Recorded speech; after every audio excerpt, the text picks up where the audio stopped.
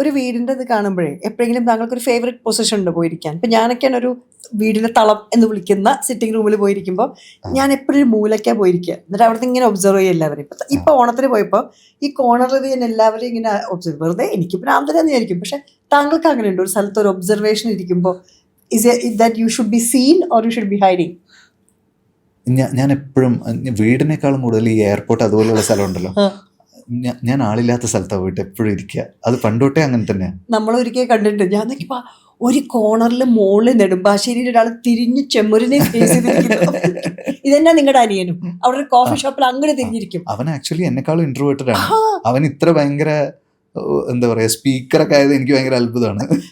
കസറല്ലേ ഇടയ്ക്കിടയ്ക്ക് എൻ്റെ അടുത്ത് ഞങ്ങൾ പ്ലെയിനിലിരിക്കുമ്പോൾ എനിക്ക് ഇപ്പോഴും ഓർമ്മയുണ്ട്, അജിത്തിന് മുമ്പിലാണ് സീറ്റ് കിട്ടിയത്, അപ്പം എനിക്ക് പിന്നിലാണ് കിട്ടിയത്. ഇങ്ങനെ എൻ്റെ അടുത്ത് വന്നിരുന്നു. അപ്പം നിങ്ങൾ രണ്ടുപേരും പിരിഞ്ഞോ?